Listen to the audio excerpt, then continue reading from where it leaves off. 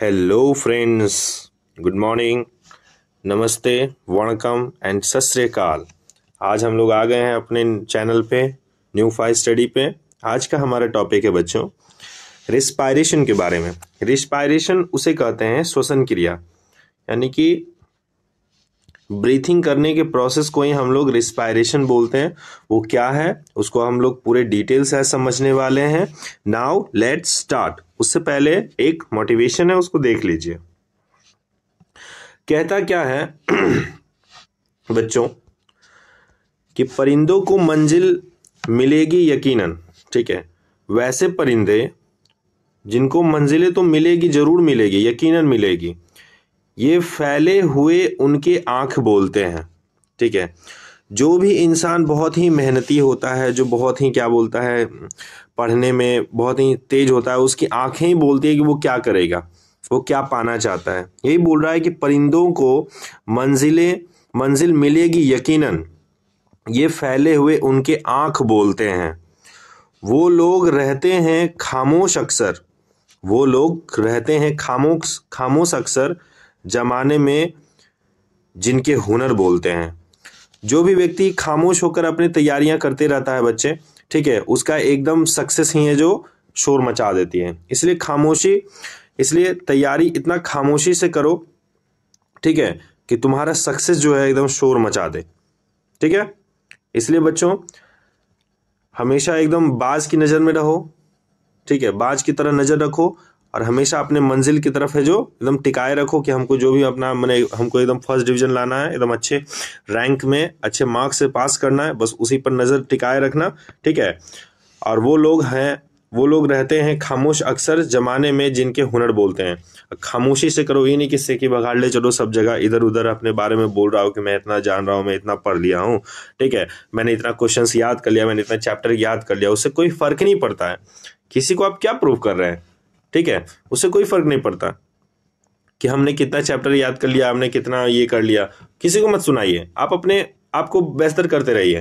वो एग्जाम में आप दिखाइए कि आपने कितना चैप्टर याद किया और आपको कितना याद है। Is that clear? Now let's start. कह रहा है बच्चे कि रिस्पायरेशन चैप्टर में क्या है हमारा, कह रहा है कि रिस्पायरेशन है। What is respiration? Respiration involves two process. Respiration दो काम करता है। पहला, गैस एक्सचेंजेस, गैस का एक्सचेंज करना ही रिस्पायरेशन कहलाता है। क्या मतलब है इसका, समझ लेते हैं। Intake of oxygen from the atmosphere and releases carbon dioxide, that is called breathing. यानी कि क्या बोलता है, इनटेक ऑफ ऑक्सीजन, ऑक्सीजन का, अगर ये इंसान है बच्चे, अगर ये इंसान है तो ऑक्सीजन का क्या करना, लेना, और कार्बन डाइऑक्साइड का क्या करना, छोड़ना, ही क्या कहलाता है, ब्रीथिंग कहलाता है। ये भी एक रिस्पायरेशन का क्या है, प्रोसेस है। ये भी एक रिस्पायरेशन का प्रोसेस है। दूसरा एक टाइप का क्या परिभाषा निकलता है, what is the definition of other part, that is breakdown of simple food in order to release energy inside the cell. यानी सेल के अंदर फूड का ब्रेकडाउन करना और उससे क्या प्रोड्यूस करना, एनर्जी। क्या प्रोड्यूस करना बच्चों, एनर्जी प्रोड्यूस करना ही क्या कहलाता है, रिस्पायरेशन कहता है। इस रिस्पायरेशन को हम लोग सेल्यूलर रिस्पायरेशन भी कहते हैं। Is that clear? Breakdown of simple food का in order to release of energy inside the cell, cell के अंदर सिंपल फूड का क्या होना, ब्रेकडाउन होना, और उससे एनर्जी का क्या होना, रिलीज होना, इसको हम लोग क्या बोलते हैं, सेल्यूलर रिस्पायरेशन कहते हैं। Is that clear? The respiration के दो पार्ट हो गए। आगे अब कह रहा है कि हम ह्यूमन रिस्पायरेशन में कौन कौन सा पार्ट है जो शामिल होता है। तो आप देखिए बच्चों, ह्यूमन रिस्पायरेशन में कौन कौन सा पार्ट शामिल होता है। अब देखिए ये हमारा नोज है, ठीक है बच्चों, ये हमारा क्या है, नोज है, लिखा नहीं रहा है, नोज है, ठीक है। नोज से हम लोग सांस लेते हैं तो कहां जाता है, नसल कैविटी में जाता है, नसल कैविटी से ये जाते जाते कहां चल जाता है, पैरिंग्स में। ये जो पूरा पार्ट है पैरिंग्स है, माउथ है, माउथ से भी हम लोग क्या बोलते लेते हैं तो वो पैरिंग्स में चला जाता है। यानी नोज से और माउथ से लेने के बाद, नोज से लिया तो कहां गया, नसल कैविटी में गया, माउथ से लिया तो बुकल कैविटी से होते हुए पैरिंग्स में जाके दोनों मीट करता है। कहां पे बच्चों, पैरिंग्स में। फिर पैरिंग्स से थोड़ा सा नीचे ससरेगा तो हम लोग आ जाते हैं लैरिंग्स में। पैरिंग्स के बाद लैरिंग्स, पैरिंग्स के बाद लैरिंग्स में आएगा। पैरिंग्स के बाद कहाँ आता है बच्चों? लैरिंग्स में। लैरिंग्स के बाद थोड़ा नीचे और जाएंगे तो फूड पाइप आ जाता है, वहीं पर है हमारा ट्रैकिया, वहीं पर है हमारा ट्रैकिया। ऐसे ऐसे स्ट्रक्चर जो बना हुआ है, ठीक है, ये हमारा क्या है बच्चों? ट्रैकिया है। तो ट्रैकिया में आ गया। ट्रैकिया के बाद बच्चे ये घुस जाता है ब्रोंकी में। कहाँ घुस जाता है बच्चों? ये जो मोटा सा पार्ट आपको दिख रहा है बच्चों, ये हमारा ब्रोंकी है। क्या है? ब्रोंकी है। Is that clear? Colour change कर देते हैं, व्हाइट में गड़बड़ा जा रहा है। ये हमारा जो है बच्चों ब्रोंकी है, ठीक है। फिर ब्रोंकी के बाद ये जो छोटे छोटे नसें दिख रही है, नस, ये सब, ठीक है, इन सभी नसों को बोलते हैं ब्रोंक्यूल्स, ठीक है। तो ये ब्रोंक्यूल्स में जाके, एल्वियोली में जाके फिर ये ब्लड में मिल जाती है। Is that clear? और ये जो पूरा पार्ट आपको दिख रहा है, ये हमें लंग्स बोल रहे हैं। हम इसको क्या बोल रहे हैं बच्चों? लंग्स। Is that clear? तो पहले नसल कैविटी में गया, फिर पैरिंग्स में गया, फिर लैरिंग्स में, नसल, पैरिंग्स, लैरिंग्स, trachea, bronchi, bronchioles. Is that clear? अब देखिए, ये हमारा लंग्स है बच्चों, ये हमारा लंग्स है। This is our lungs.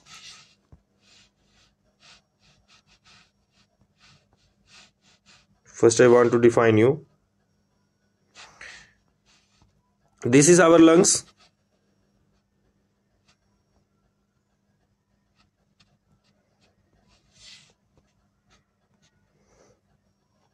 ये हमारा लंग्स है, ठीक है। और ये जो हमारा पार्ट है बच्चे, ये लेफ्ट पार्ट है। ये जो हमारा पार्ट है, ये क्या है? लेफ्ट पार्ट है, यानी लेफ्ट लंग्स। इसको क्या बोल सकते हैं? बोलने की क्या जरूरत है, यहां पे लिखा हुआ है, देखिए, ये हमारा लंग्स है बच्चों, ठीक है। और इधर वाला पार्ट को हम लोग क्या बोल रहे हैं? राइट लंग्स बोल रहे हैं। क्या बोल रहे हैं? Right lungs. और उधर वाले पार्ट को लेफ्ट लंग्स बोल रहे थे। और ये जो ब्रोंकीज हैं, ये जो नसें दिख रही है, ये ब्रोंकी है। ये वाला पार्ट ब्रोंकी है बच्चों। तो ये लेफ्ट, तो ये राइट वाला ब्रोंकी है, और ये हमारा लेफ्ट वाला ब्रोंकी है। Is that clear? और ये वाला पार्ट हमारा क्या है बच्चों? ट्रैकिया है। Is that clear? Provides air flow for respiration. ये हमारा लेफ्ट ब्रोंकी। और ये जो आपको दिख रहा है मसल लाइक स्ट्रक्चर, इसको हम लोग डायफ्राम बोलते हैं। डायफ्राम क्या करता है? हमारे डाइजेस्टिव सिस्टम से इसको अलग रखता है। सेपरेट्स टॉरेक्स फ्रॉम एब्डोमेन, ठीक है। पेट से, पूरे डाइजेस्टिव सिस्टम से हमारे लंग्स को ये क्या करता है? सेपरेट रखता है। Is that clear? आगे बढ़ते हैं। Respiration is divided into two kinds. Respiration is divided into two kinds. क्या है बच्चों? पहला क्या है? Aerobic respiration. क्या है? Aerobic respiration. फिर दूसरा है अनएरोबिक रिस्पायरेशन।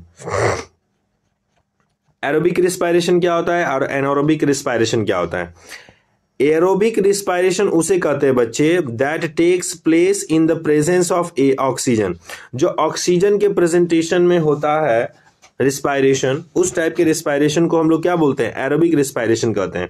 हम यहाँ पे नाम से ही स्पष्ट कर पा रहे हैं, ठीक है, कि एरोबिक है यानी एयर के प्रेजेंटेशन में। एक ऐसा रिस्पायरेशन जो एयर के प्रेजेंटेशन यानी ऑक्सीजन के प्रेजेंटेशन में हो, उसे क्या बोलेंगे हम लोग?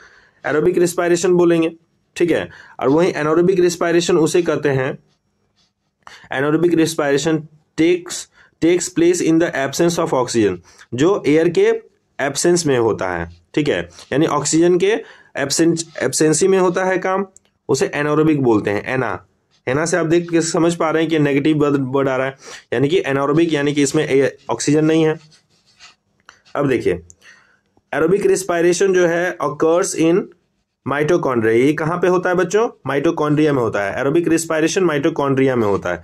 वहीं एनारोबिक रिस्पायरेशन जो है साइटोप्लाज्म में होता है, ठीक है, साइटोप्लाज्म में। Is that clear? ये हमारे सेल के चैप्टर में है बच्चों। ये अगर मान लिया ये हमारा सेल है, ठीक है, तो ये हमारा न्यूक्लियस है और यहीं पर होता है माइटोकॉन्ड्रिया, एक लाइक स्ट्रक्चर होता है। Then we can say that this is a mitochondria. What is माइटो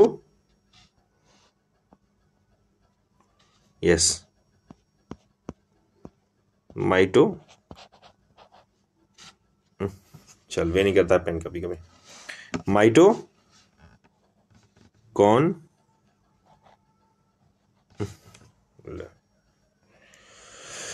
okay इसको समझ लीजिए कि इसको हम लोग माइटोकॉन्ड्रिया बोल रहे हैं, ठीक है। और ये जो पूरा पार्ट है ये साइटोप्लाज्म में है, ठीक है। तो इस पार्ट में है जो माइटोकॉन्ड्रिया में हमारा एरोबिक रिस्पायरेशन हो रहा है और माइटोकॉन्ड्रिया में हमारा एनारोबिक रिस्पायरेशन हो रहा है। Can we say that?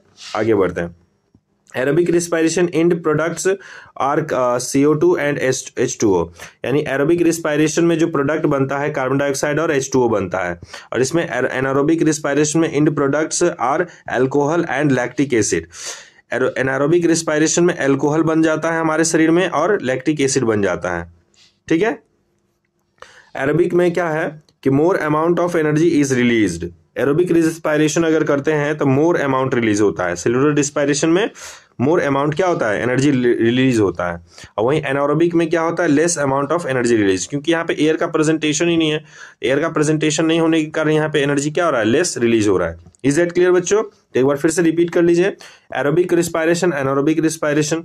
Aerobic respiration उसे कहते हैं that take place in the presence of oxygen, जो ऑक्सीजन के प्रेजेंटेशन में होता है उसे एरोबिक रिस्पायरेशन कहते हैं। Aerobic respiration occurs in mitochondria. Aerobic respiration mitochondria में होता है।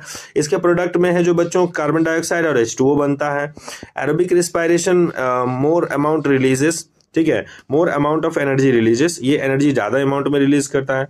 वहीं एनारोबिक रिस्पायरेशन किसे कहते हैं? Takes place in the presence of oxygen, जो एब्सेंस ऑफ ऑक्सीजन, जो ऑक्सीजन के एब्सेंस में काम करता है। अकर्स इन साइटोप्लाज्म, जो साइटोप्लाज्म में होता है बच्चों, ठीक है। End products are the alcohol and lactic acid. Alcohol और लैक्टिक एसिड जैसे प्रोडक्ट बनते हैं इसमें। Less amount of energy is released. Is that clear? आगे बढ़ते हैं। देखिए, एरोबिक रिस्पायरेशन है जो मैंने बताया कि माइटोकॉन्ड्रिया में होता है। This structure is mitochondria. ये हमारा क्या है बच्चे? माइटोकॉन्ड्रिया है, ठीक है। अब क्या हो रहा है देखिए ध्यान से।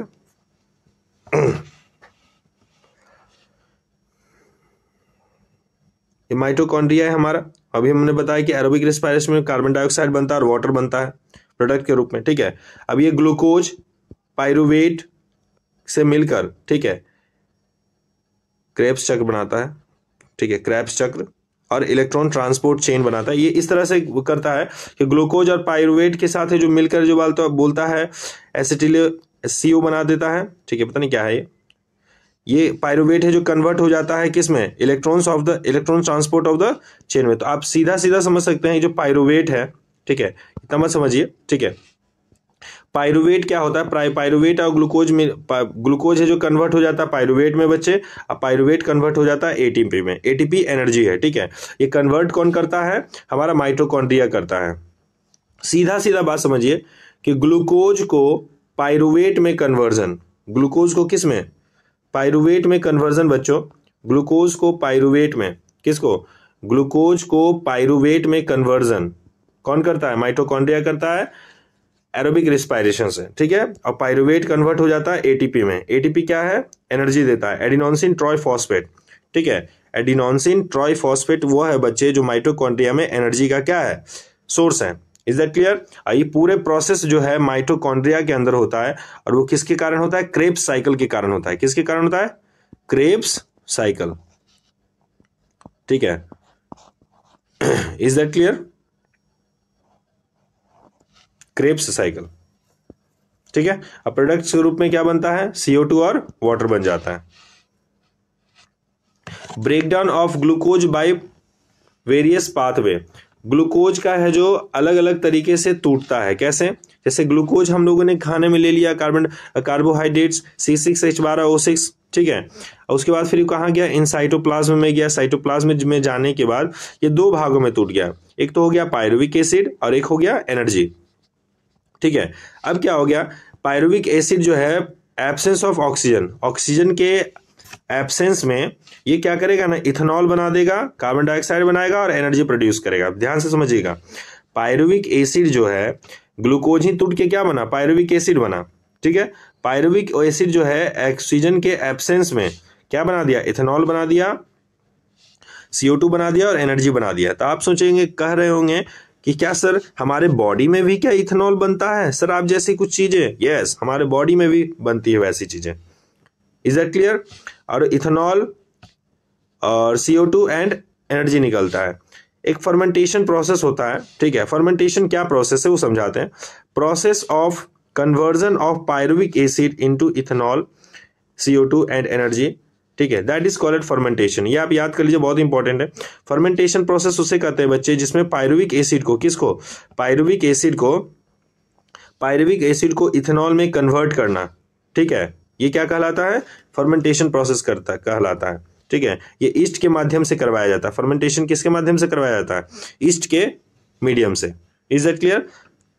पायरुविक एसिड क्या हुआ ना कि इसमें है जो क्या बोलता है, पायरुविक एसिड ले लिया ग्लास में, इसमें ईस्ट पाउडर मिला दिया, क्या मिला दिया, ईस्ट पाउडर। इसके बाद फिर कुछ दिनों के बाद जो फर्मेंटेशन होने के बाद ये शराब बन जाता है, ठीक है। इसके लोग है जो यूज करते हैं। इनसफिशियंट अमाउंट ऑफ ऑक्सीजन, अब क्या हुआ कि पायरुविक एसिड को है जो इनसफिशियंट अमाउंट ऑफ ऑक्सीजन दिया गया, यानी कि सही मात्रा में पूरा अमाउंट में ऑक्सीजन नहीं दिया गया, जिसके कारण क्या बना दिया, लैक्टिक एसिड और एनर्जी बन गया। हमारे बॉडी में क्या बन गया, लैक्टिक एसिड और एनर्जी। अच्छा, इनसफिशियंट एयर कहने का मतलब है अपर्याप्त मात्रा में, यानी कि जितना चाहिए था उसको नहीं दिया इन मसल्स में, तो मसल्स में जो है लैक्टिक एसिड जम जाता है। कभी कभी आप देखें क्या बोलता है, अगर आप दौड़ने उन्हें जॉगिंग करते होंगे या फिर रनिंग करते होंगे, तो रनिंग करने के बाद जो घुटने के नीचे, यानी कि घुटने के नीचे जो काल्फ होता है वो आपको पेन करने लगता है, थाई आपका पेन करने लगता है। पता है क्यों? कभी कभी आप ये भी महसूस किए होंगे कि दौड़ते दौड़ते क्या होता है कि इंसान जो थक जाता है जिसके कारण हांफने लगता है। क्या करने लगता है? हांफने लगता है। तो हांफने लगता है तो ऑक्सीजन तो सही तरीके से ले नहीं पाता है, जिसके कारण हमारा नाक से थाई तक है जो ऑक्सीजन सही से नहीं पहुंच पाया, यानी कि इनसफिशियंट अमाउंट में वहां पे ऑक्सीजन पहुंचा, ठीक है, जिसके कारण वहां पे जो प्रेजेंट कार्बोहाइड्रेट है, ठीक है, वो क्या बना लेता है, वहां पे कार्बोहाइड्रेट जो है वो तो ग्लूकोज में था ही, वो पायरुविक एसिड में कन्वर्टेड रहता ही है। अब वो इनसफिशियंट अमाउंट में वो क्या बना देता है, वहां पे लैक्टिक एसिड बना देता है। क्या बनाता है बच्चों? लैक्टिक एसिड बनाता है। लैक्टिक एसिड क्या करता है ना, वो आपको पेन करता है। फिर आपको रात में आइएगा घर पे सोने के लिए बेड पे, तो मम्मी को कहिएगा मम्मी अब पैर दबा दीजिए, पैर दर्द कर रहा है, इधर चल क्या है, ठीक है, वो लैक्टिक एसिड के जमने के कारण ही होता है, ठीक है, और एनर्जी भी प्रोड्यूस होता है। एक्यूमुलेशन ऑफ लैक्टिक एसिड, क्या बोल रहा है बच्चों? एक्यूमुलेशन ऑफ लैक्टिक एसिड, देख लीजिए, जूम करके दिखा देते हैं आपको। कह रहा है कि accumulation of lactic acid causes muscle fatigue, it occurs after rigorous exercises. आप ये जो एकदम बहुत ज्यादा कठोर एक्सरसाइज करने के बाद ऐसा होता है, ठीक है, बहुत ज्यादा हाफ रहे हैं, ठीक है, वहां पे ऑक्सीजन नहीं पहुंच पाया, जिसके कारण वहां पे पेनिंग स्टार्ट हो जाता है। इज दैट क्लियर बच्चों? अब देखिए, अब मैं और एक बात समझाना चाह रहा हूं,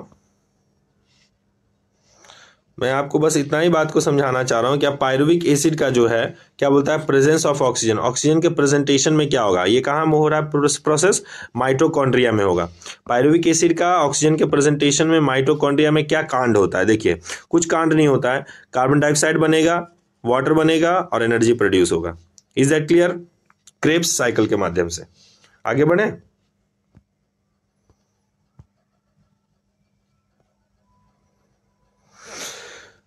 देखिए आगे बढ़ते हैं।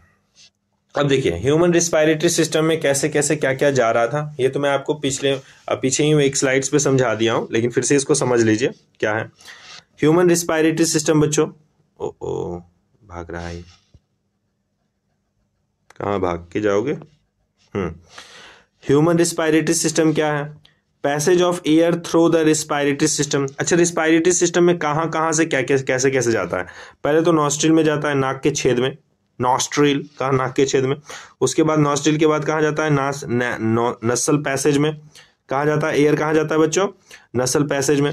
नसल पैसेज से घुसते ही कहाँ जाता है? नसल कैविटी में। नसल कैविटी से कहाँ जाता है? लैरिंग्स में। लैरिंग्स के बाद कहाँ जाता है बच्चे? पैरिंग्स में। पैरिंग्स में, नसल कैविटी के बाद आता है पैरिंग्स में। पैरिंग्स के बाद कहाँ जाता है बच्चों? लैरिंग्स में। लैरिंग्स के बाद कहाँ जाता है बच्चों? ट्रैकिया में। ट्रैकिया के बाद कहाँ जाता है? ब्रोंकी में। ब्रोंकी के बाद ब्रोंकियो। ब्रोंकी के बाद है जो लंग्स में घुस जाता है। कहाँ घुस जाता है? लंग्स में। लंग्स के बाद कहाँ घुस जाता है? ब्रोंकियोल्स में। उसके बाद एल्वियोलर में घुस जाता है। कहाँ घुस जाता है? एल्वियोलर। ये देखिए आपका एल्वियोलर है। उसके बाद कहाँ घुस जाता है? ब्लड कैपिलरीज में।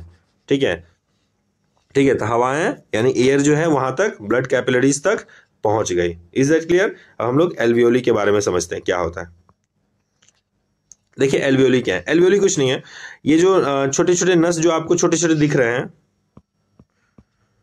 आपको छोटे छोटे जो वेन्स दिख रहे हैं बच्चों, उसी को हम लोग एल्वियोली बोल रहे हैं। देखिए ये जो छोटे छोटे दिख रहा है ना, इसी को मैंने जूम कर दिया यहाँ पे। जूम करने के बाद देखिए आपको ये स्ट्रक्चर दिख रहा है, यही एल्वियोली है। ये जो पार्ट है ना गोल गोल गोल गोल गोल गोल, सोनू जैसा, सोनू का गोल गोल, है ना, तो वही एल्वियोली है। तो एल्वियोली है और ये ब्रोंकी है। ये जो पूरा ये वाला पार्ट दिख रहा है वो ब्रोंकी है, और ऊपर में जो ऐसे ऐसे मैंने क्लस्टर जैसा स्ट्रक्चर जो दिख रहा है उसको एल्वियोली बोल रहे हैं। देखिए यहाँ पे ये वाला हमारा ब्रोंकी है बच्चों, ये ब्रोंकी है। और ये जो क्लस्टर जैसा क्लस्टर लाइक स्ट्रक्चर जो दिख रहा है आपको, इसी को हम लोग क्या बोल रहे हैं, एल्वियोली। क्या बोल रहे हैं बच्चों, alveoli. Is that clear? Okay. अब देखिए मैकेनिज्म ऑफ ब्रीथिंग, सारे बच्चे जानते हैं कि मैकेनिज्म ऑफ ब्रीथिंग क्या है। इनहेलेशन और एक्सहेलेशन दो ही काम तो करते हैं, या तो सांस लेंगे या तो सांस छोड़ेंगे। या तो सांस लेंगे हम लोग अंदर में, या फिर सांस को क्या करेंगे, एक्सहेल करेंगे। तो इनहेलेशन क्या है समझाते हैं। During the inhalation the thoracic cavity यानी कि चेस्ट कैविटी एक्सपेंडेड्स। कहने का मतलब है बच्चों कि जब जब हम इनहेलेशन में सांस को अंदर लेते हैं तो हमारा जो चेस्ट का कैविटी है, चेस्ट जो है ऊपर की तरफ क्या होता है, फूलता है। नहीं तो सांस लेके देख लीजिए, देखिए चेस्ट है जो हमारा क्या हो जा रहा है, फूल जा रहा है। Is that clear? Ribs lift up, जो हमारा छाती के जो पंजड़ी होता है, रिब्स जो होते हैं, रिब केज, ठीक है, रिब क्या होते हैं, फूल जाते हैं, ऊपर की तरफ उठ जाते हैं।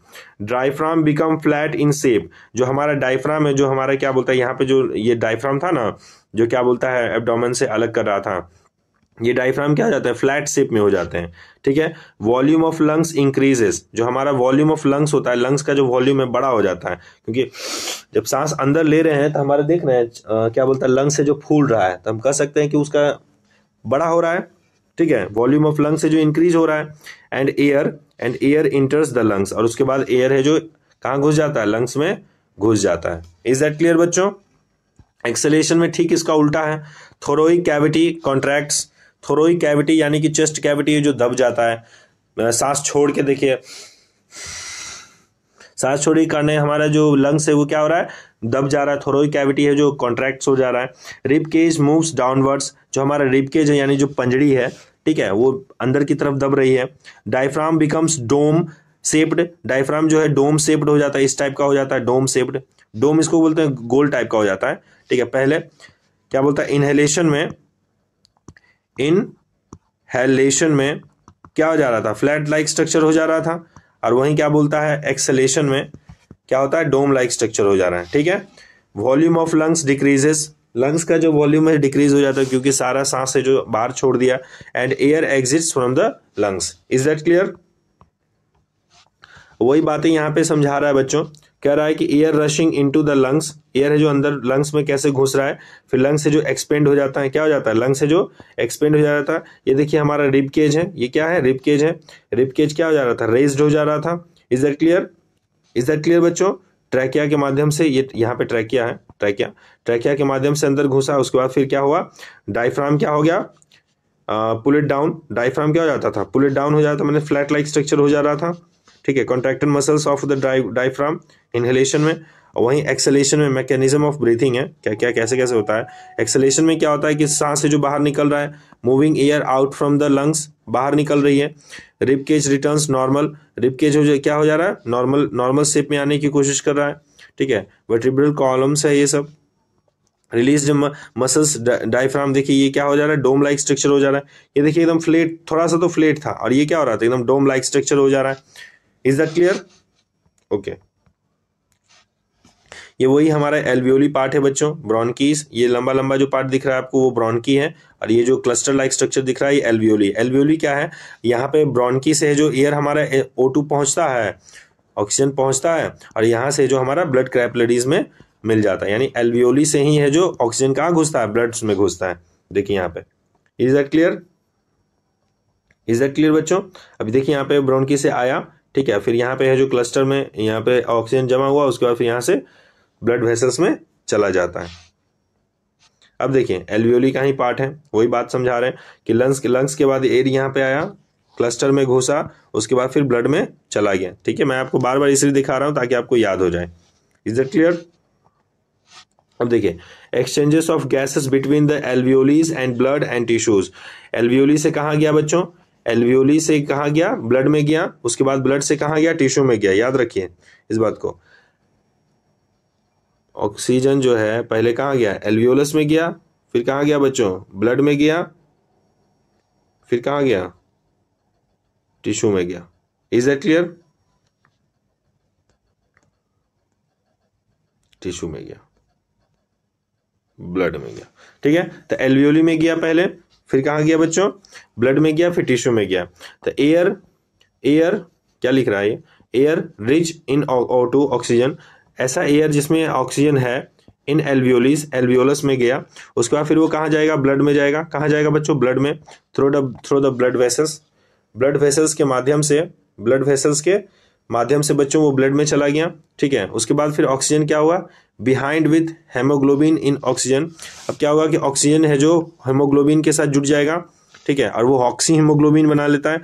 जब ऑक्सीजन जो है हीमोग्लोबिन के साथ रिएक्शन करता है तो वो ऑक्सी हीमोग्लोबिन बनाता है। फिर वो oxygen is released in tissue. उसके बाद फिर वो है जो हीमोग्लोबिन कहाँ पे लाके उसको टिश्यू पे लाके छोड़ देता है।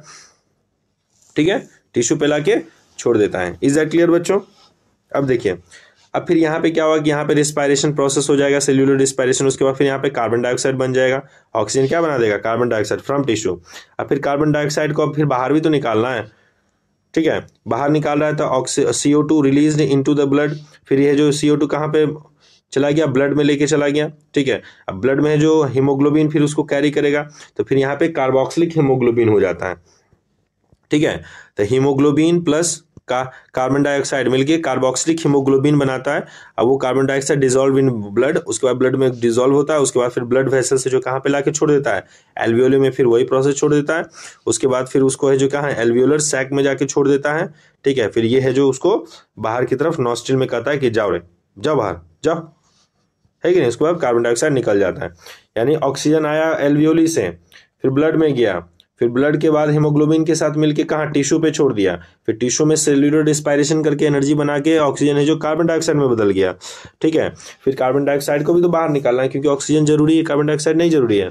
ठीक है, तो उसको बाहर निकालना है बच्चों। तो कार्बन डाइऑक्साइड को फिर है जो रिलीज्ड इनटू ब्लड, फिर उसको ब्लड में छोड़ दिया गया। फिर वो हीमोग्लोबिन के साथ रिएक्शन करके कार्बोक्सिक हीमोग्लोबिन बना लिया। फिर वो है जो ब्लड में डिसॉल्व होकर बाहर निकालने की कोशिश करता है। ब्लड वेसल्स के माध्यम से पहुंच गया एल्वियोली में, एल्वियोली से पहुंच गया एल्वियोली सैक में, एल्वियोली सैक से पहुंच गया नॉस्ट्रिल्स में। फिर उसको sent out through the nostrils, बाहर फेंक देता। Is that clear? Can we move ahead? Okay.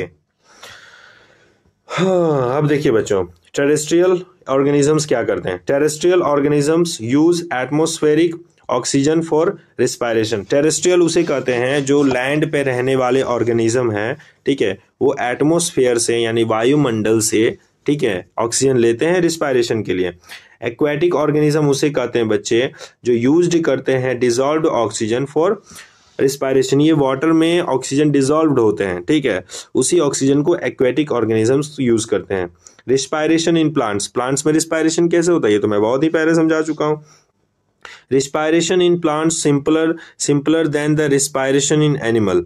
Animal से ज़्यादा सिंपली है जो रिस्पायरेशन प्लांट में होता है। गैसेस एक्सचेंजेस ऑकर्स थ्रो, उसका गैसेस जो है कैसे होता है बच्चों? स्टोमाटा इन लीव्स के स्टोमाटा से वो करता है प्रोसेस। ठीक है, लेंटिल्स इन स्टेम्स में लेंटिकल्स होता है, उससे जो क्या बोलता है वो छोड़ता है, गैसेस एक्सचेंजेस करता है। General surface of the root से भी वो क्या करता है?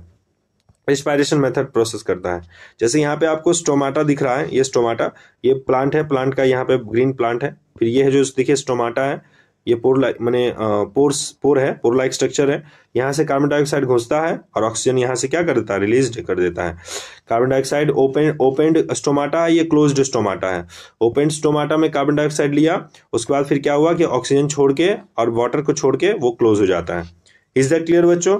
इस प्रकार से अगर हमने रिस्पायरेशन पार्ट को खत्म कर लिया। अगर आपको इसमें किसी भी प्रकार का डाउट है, ठीक है, तो आप बेहिचक कमेंट कर सकते हैं। ठीक है, इस प्रकार से थैंक यू, नमस्ते, ओके, जय हिंद, जय भारत।